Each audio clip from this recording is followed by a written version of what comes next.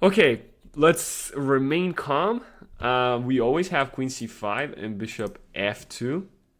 So I think I'm gonna rely on those two moves.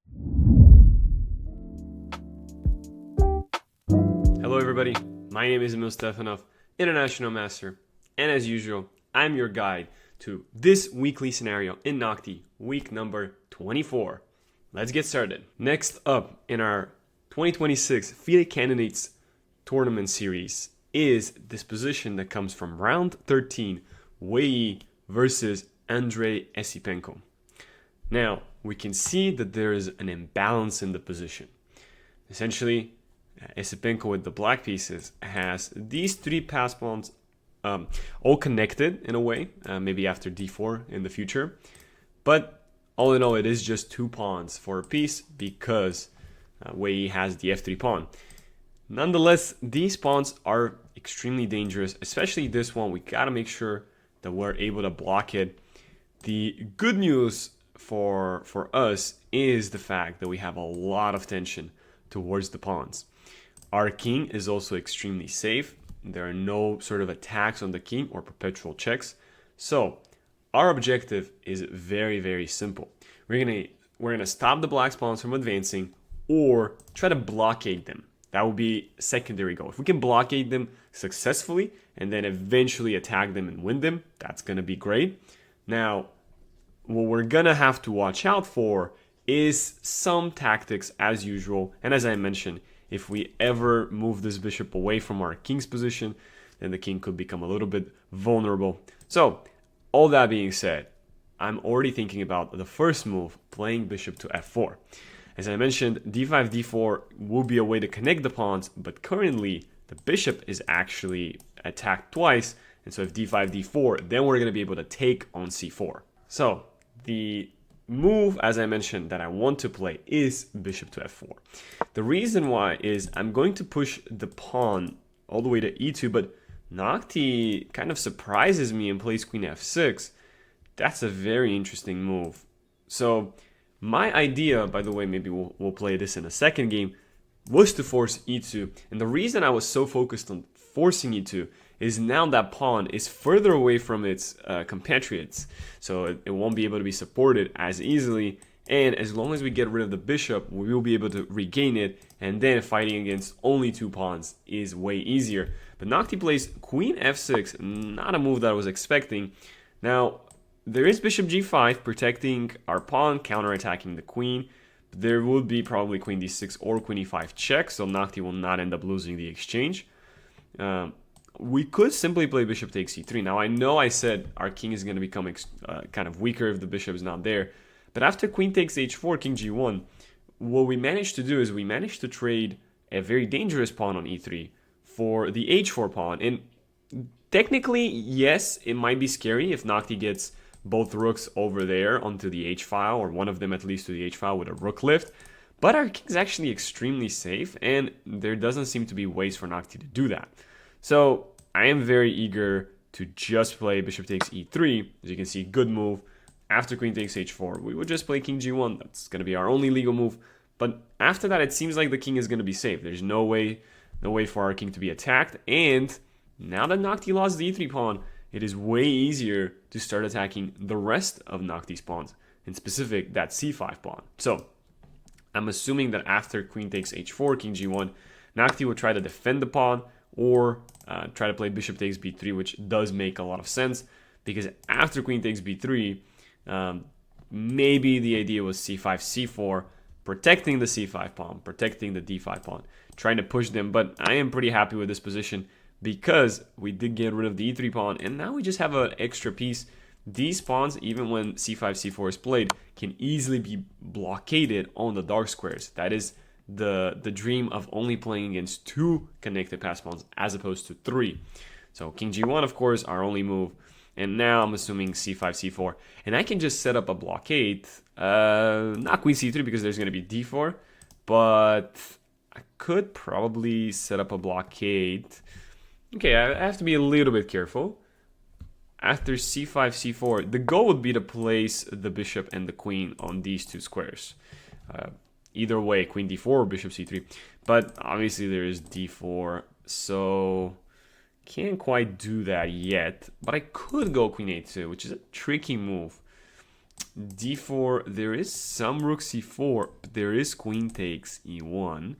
However, after queen a2, well, first of all, we don't have to go queen e2. We could go queen b4. And I like that a little bit more because it protects our rook there. The reason I like queen a2 is it keeps pressure on this diagonal, but also I'm able to play queen f2 in some lines. I will say though, after queen a2, d4, d5, d4, bishop f2 comes with tempo, and there doesn't seem to be a way for the c4 pawn to be protected. So that looks to go in our favor. Again, I mentioned queen b4, simply because after d4, we can play rook c4, and there's this queen hanging over there. I think that's a good line for us. Of course, there is things to be calculated. Queen takes c1, queen takes c1, rook takes c4. Yeah, sure, that is a possibility that Noctie can do. We just have to be a little bit careful. At the very least, I always have bishop f2. So I quite like queen b4 because of that. Again, my kind of goal would be to blockade these two squares, mainly the d4 square, for I'm not too worried about this pawn being pushed.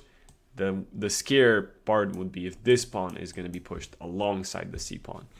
So for the moment, it seems like d4 is not working. And if Noctie moves the queen, let's say, I don't know, h5, for example, or somewhere else, I would just position my bishop on d4. Rook e8, I will simply play bishop f2. Queen f6, we see. That makes a lot of sense. So just trying to continue playing this d5, d4 push. And with rook d1, d5, d4 is still a valuable option. So that is not fun. But we'll figure out the best way. We might just end up moving back the bishop.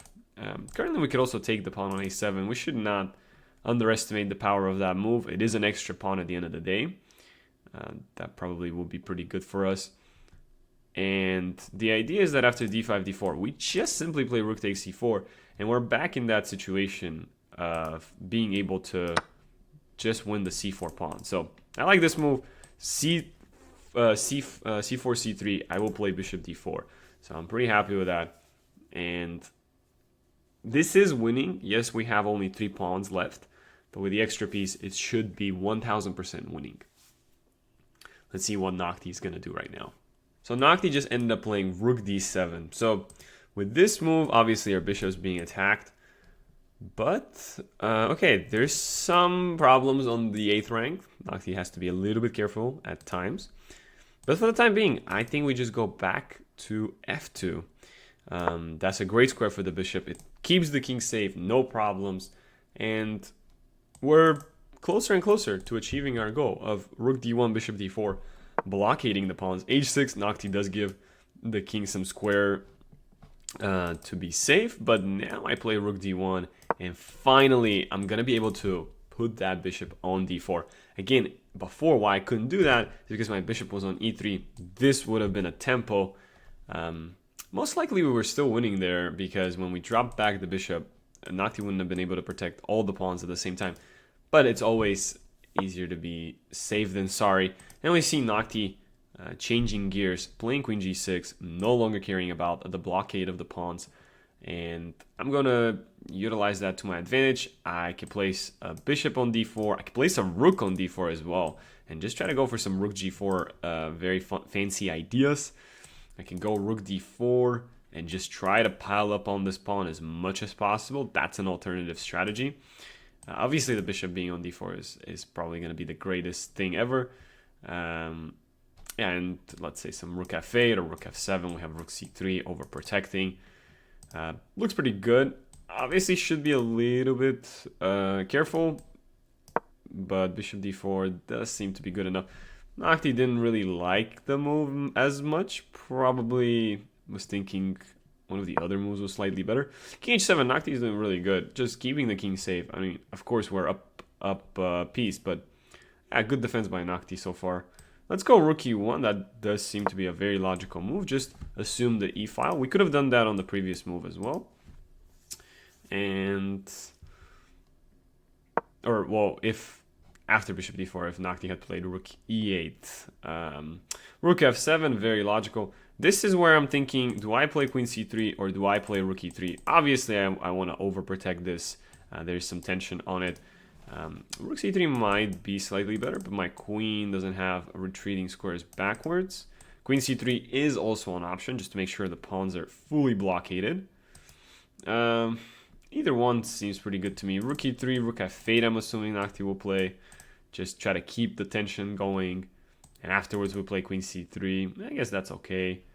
Eventually we'll utilize our extra pawn and just promote it. Most likely that's what's going to end up happening. Let's see. Ideally we want to play rook e7 though. Ideally we want to trade.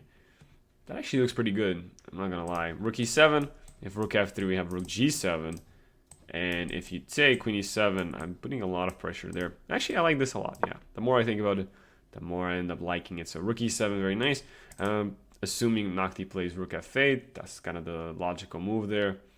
And I like rook e1 because, again, rook f3 is not going to be a threat with rook g7 on the table. So rook e7, queen e7, no queen d3. Watch out for the checkmate there. So I'm assuming moves like rook g8 might be played. But you see the powerful job that the bishop does. Ooh, I kind of missed this move. Ooh, I'm not going to lie. I kind of missed this move. Rook e8. Oof, that's... Yeah, I've kind of allowed counterplay, haven't I? Yeah, rook e2. Yeah, I guess I kind of allowed counterplay. Yeah, that's not fun. That's not fun. Okay. I have to, like, sweat a little bit right now. Yeah, our king is getting attacked after rook e2. I mentioned that we should be careful about the king. Okay, let's remain calm. We always have queen c5 and bishop f2. So I think I'm going to rely on those two moves. I think that's what we're going to rely on. Yep.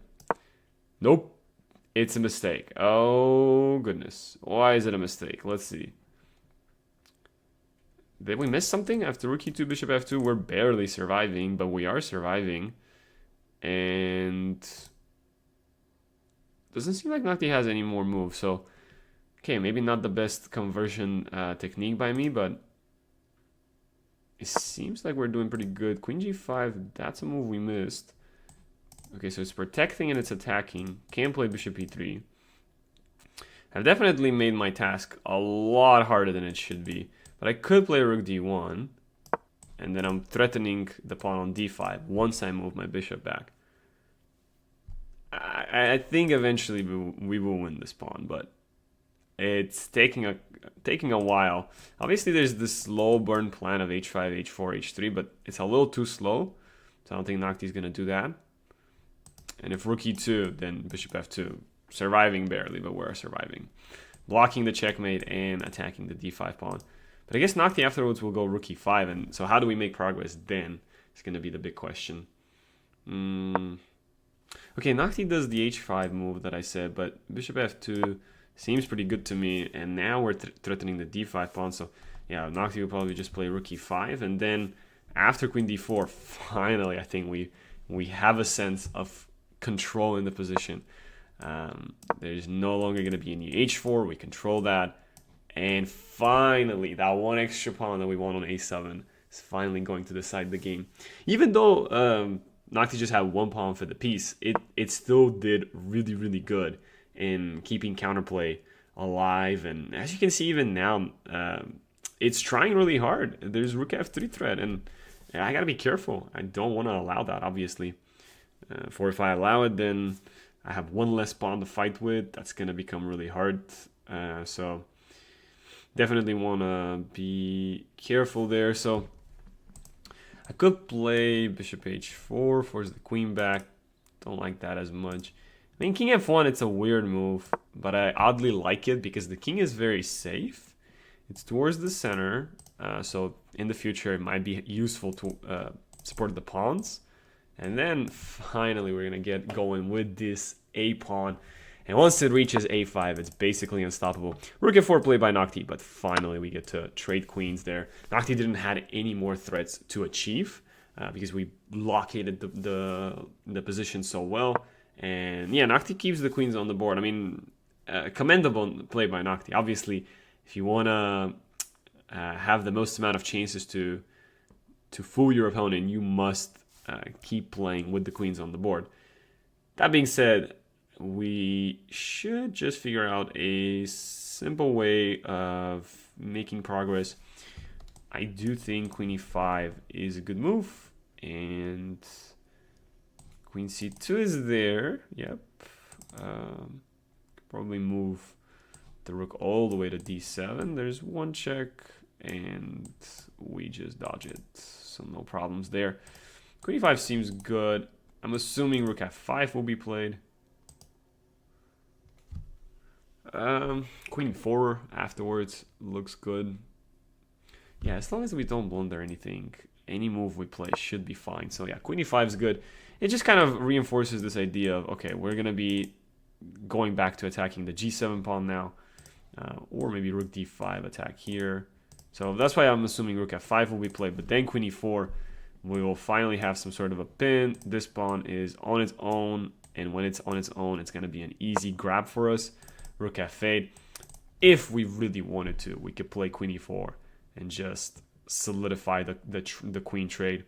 And it's not the most exciting play, I will say that, but it's good enough play to where we trade queens and we're winning.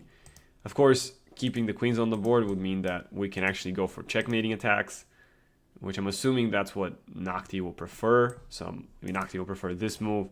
There's a check, we'll dodge it, and no more checks. We're threatening there. c3, we got that under control. And then rook e8, there's some tricks with rook g7, and queen takes e8. And again, there's some tension against our king, but shouldn't end up working out. I mean, we have so many options here. I think I'm going to just play... I like rook d7 a lot, yeah. The more I think about it, the more I like it. So rook e8, actually I have a queen h5, queen e8 check, so that's even stronger there. Okay, yeah, I'm assuming rook e8 is going to be played, and of course, if I really wanted to, I could play moves like queen c3 or queen b2, maintain the queens on the board, and try to put maximum pressure. But rook e8, I like this. Rook takes g7, and c3, it's a respectable try, but obviously we will just end up collecting it, and after queen a6 check, king g1, everything's going to be fine. So all the counterplay is gone, and now we just end up winning the game. Might not even have to push this pawn that I've been talking about, though. We finally have a plan to just keep pushing the pawn, but might not even have to do that. After king g1, queen a6 check is, I'm assuming, what's going to happen. Well, after actually we have queen d3, and now in fact we do have queen d3. So all the pawns, all the counterplay is gone. Of course, we could play bishop d4 and keep the game going and attack g7 as much as possible. There's one check, we'll just dodge it. No more checks afterwards. So seems like pretty good move, and don't know how Noctie stops this. Yeah, the check, I'll dodge it, and no more checks. The check, I dodge it, no more checks. The queen and bishop are covering that square, so it seems like this is going to be game over. Rook g8, we might just take on g7, and we have a outside pass pawn. So simplify as much as possible. Don't give the opponent any chance for a counterplay. Yep, let's go for it. Well, we can go for it in many different styles. Let's go with bishop g7. I like that the most. And I don't know why Noctie is saying it's a mistake. I'm not blundering my rook in any sort of fashion. There's this check, but I just always dodge it. Noctie had that in the previous move. Okay, let's just simplify. Maybe I had some sort of a checkmating idea or something, but yeah, it's just easier to play it simple, simplify, and rule of the square. So the pawn was outside of the king square, so all we gotta do is just keep pushing. I'm gonna pre-move gh3 because I think Noctie is figuring out that when you start pre-moving, it's going to play a move that maybe if you pre-moved, it would have been really bad for you. So, yeah, I'm going to promote, and there's no stalemate. And that's going to be the rest of the game. Okay. Here, there's queen g2, and there's queen g4. Alrighty, let's go back in the starting position and play another game. In the previous game, Noctie's difficulty was set at bishop 4. Now we're going to increase Noctie's difficulty for game 2. It is at rook 3. So we're going to start with the move that we started in the first game, bishop f4, and now we see Noctie choosing to play e3, e2. So why did I allow Noctie's pawn to keep getting pushed forward? As I mentioned earlier, it has to do with the fact that it now is separated from the rest of the pawns, and also I can play bishop g3 and reroute this bishop and kind of target this pawn. This is going to be my goal. Try to get rid of that pawn, one of them, or try to get rid of the bishop, knight d2 and knight takes c4, and eventually regain the e2 pawn. If you are uncertain what to do, as always, you can click on the show ideas button. It's really good. I want to play bishop g3. Let's see if Noctie agrees with me. One of the moves is bishop g3. The other one, knight d2 that I mentioned. Rook takes c4 is as well a move. Wow. Wow. Okay. That's a little bit too scary for me right now. I understand the plan. At some moment, we might want to do that. I definitely understand the vision behind that move. The idea is if we can get rid of the bishop and let's say 2 pawns, we're going to have 2 minor pieces versus a rook. We're going to be completely winning. So for the time being, let's start with bishop g3. As I mentioned, we kind of provoked e3, e2. The pawn now is at a slightly worse position.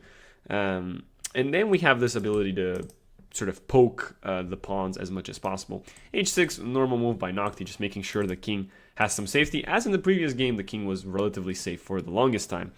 Now, we already know one of the moves could be rook c3 or rook c4 even, which is kind of crazy to think about, that rook c4 is kind of a suggestion by Noctie. I'm going to just click on it. I'm liking rook c3, by the way, for the record. I like rook c3.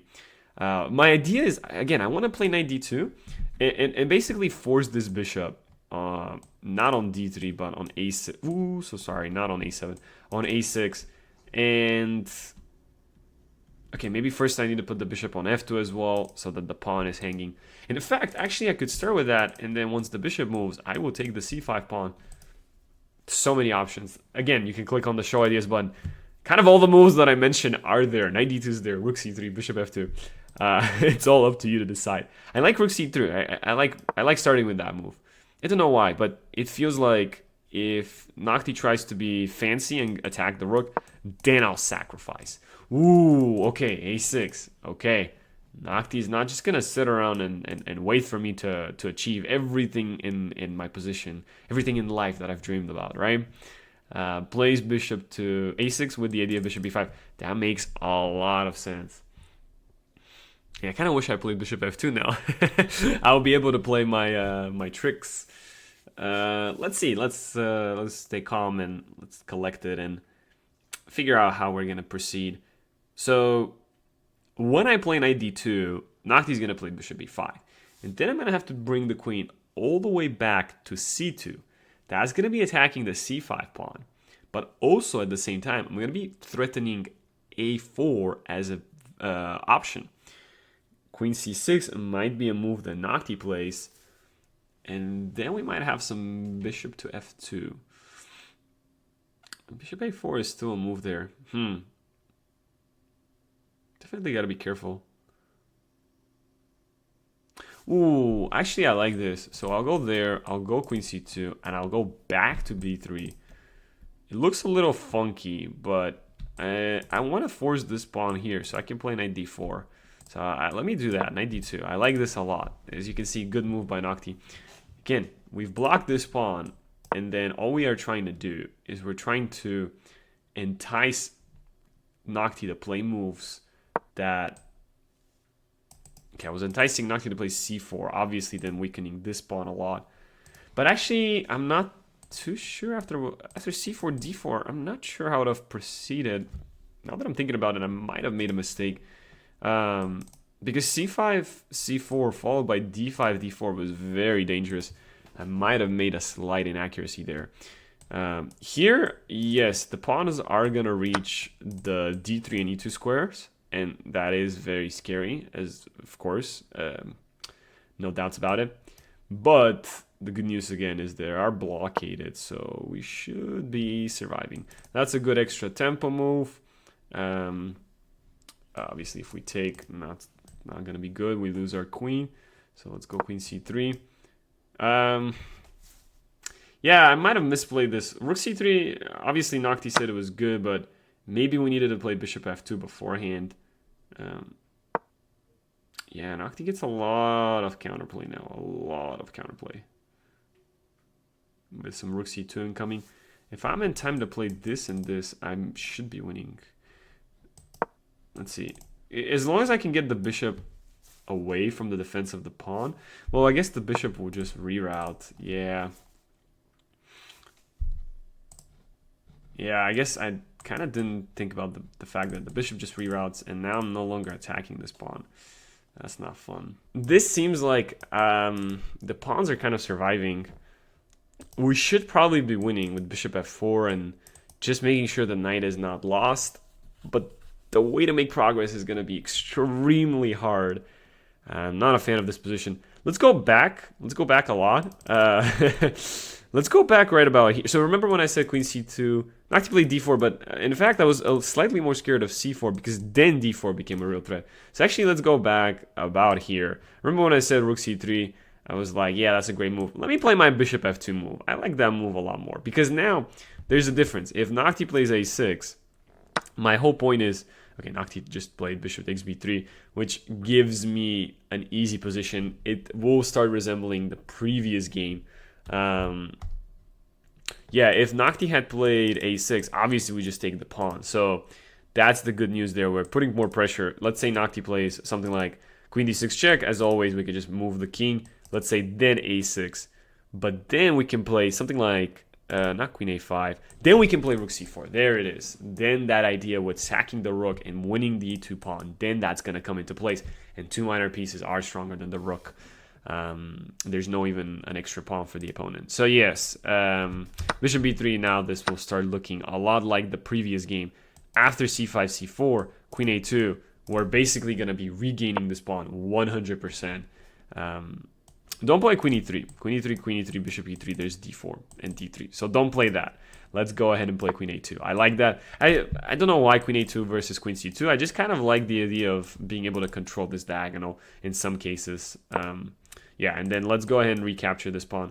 I'm assuming we recapture with the rook and now with the queen, because when the queens get traded, there is d3, and it looks very scary. But if I take with the rook, I'm gaining an extra tempo. That's my logic.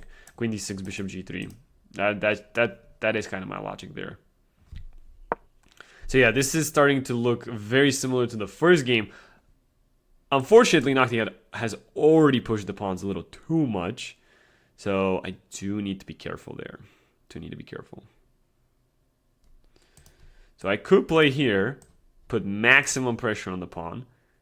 But d3 is there, and when I take it, my goodness, my queen's in an awkward position with the enemy queen. So there might be some d2 action. Yeah, never quite easy. Never as easy as we think, is it? Never as easy as we think. Okay, but rook e4 is a good move. I like that. Okay, d3. Again, it looks scary. You gotta trust that we'll be fine. We'll be fine. Just trust we're fine. If we take, I don't like that my queen's getting pinned. So that's not my cup of tea. What is my cup of tea is some bishop e1, bishop c3 action. So yeah, let's go bishop e1. That's right. Just kind of blockade. Similar to before, but instead of blockading on d5 and c4, we're blockading on d2 and c3. Which I will say is a lot scarier. But we have successfully blockaded. We haven't lost our h4 pawn. Our king's slightly safer because of that. Pawns have been blockaded. We should slowly but surely be winning. This is now a move because, unlike last time, we're going to be able to play... Actually, are we going to be able to play that? That's a good question. I thought we could take and then spend two tempos to just run away from the pin. queen b3, queen c3. But I might not be in time, right? Rook c6, queen b3, rook c8. My queen is actually hanging in that line. So I just need to probably put the queen on b4 and only then take. That seems like the better option, right? Queen b2, queen b4, and only then take. So we're not on the pin. Had we taken again on c4, we would have been in a pin situation, and I didn't like that. So Noctie's gonna play rook c7, seems like. There's also queen e5 option, try to change the queens. And c3, we still have bishop c3, so no problems. Well, I guess we don't really want to play that. We might have to transition into a winning rook endgame, which is crazy if I play queen e5. But yeah, of course, probably we don't play queen e5. We'll probably play something else. There is bishop c3, actually. Try to blockade this way and utilize the rooks on the e file. That might be better. Queen c3 is also there, by the way, with rook c4 idea, but rook c7 is gonna get to be played. But actually, let's start with that. Yeah, let's start with that. Let's force the rook there, and from that point onwards, we'll think about what we could do in this position that should be better.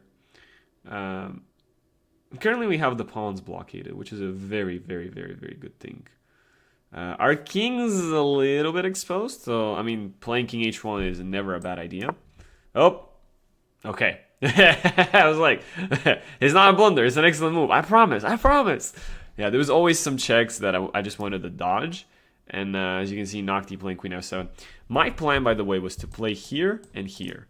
But that fails due to takes and queen d6. There's going to be an annoying check.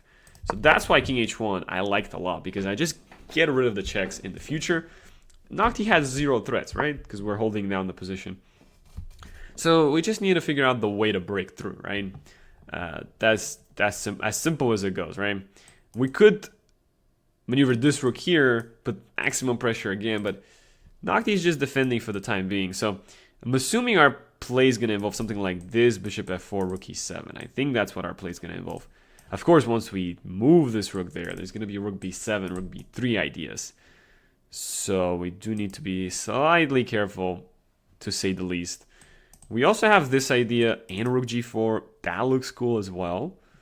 Yeah, that looks good as well.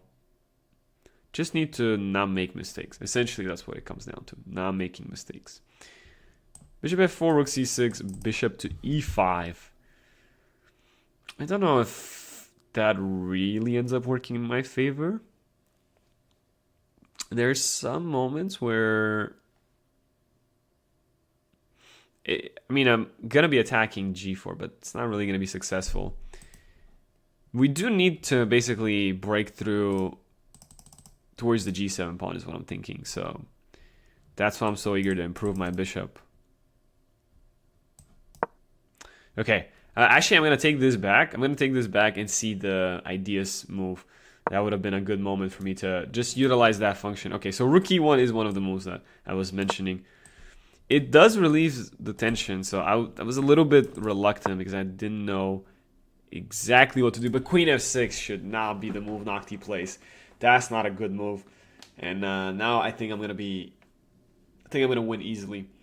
Yeah, I mean, of course, I should be somehow having the win there, but it's always scary. It's always scary when your blockader is gonna get run over.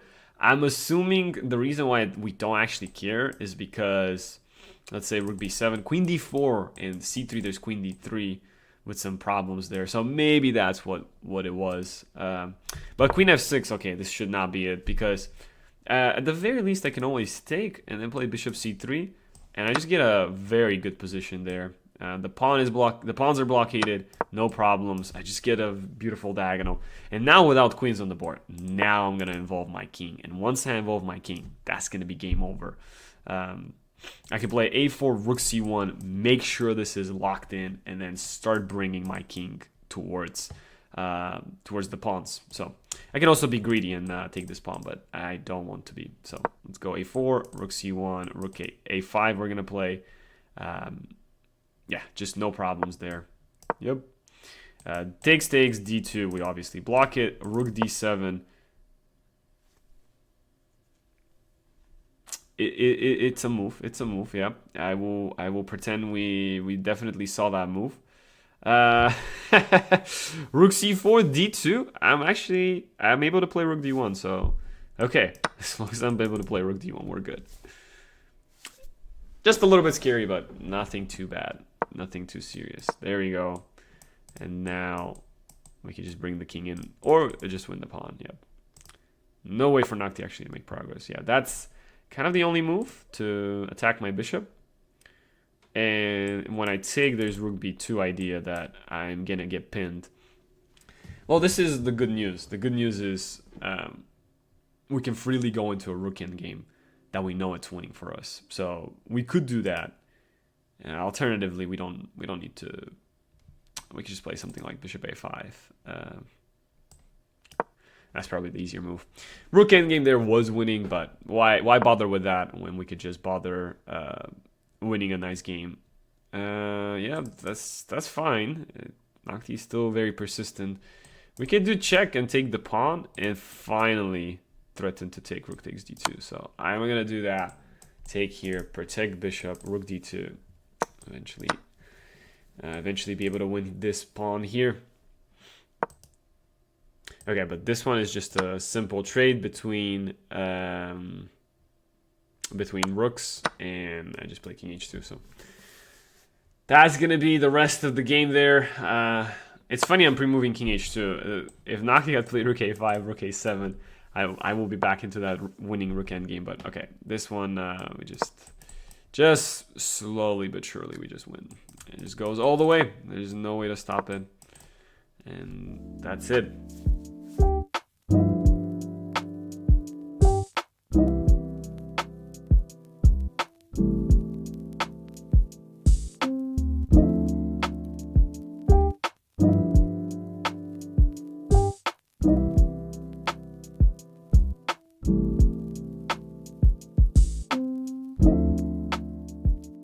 We all know how to do this, mate, yeah?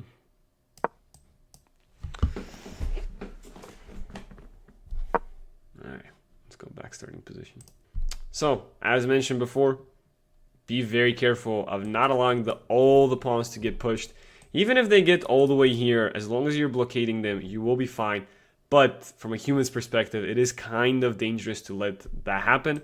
So that's what I recommend. Bishop f4, force the pawn to come here, and then reroute it back to f2, in which case you will be able to win the c5 pawn, or by eliminating the bishop, the e2 pawn is going to be lost. Yes, we had to blockade them on c4, d3. They looked scary, but as long as you're able to blockade them, Noctie will not have any plan, and then from there you start improving your pieces one bit at a time. Good luck in your games.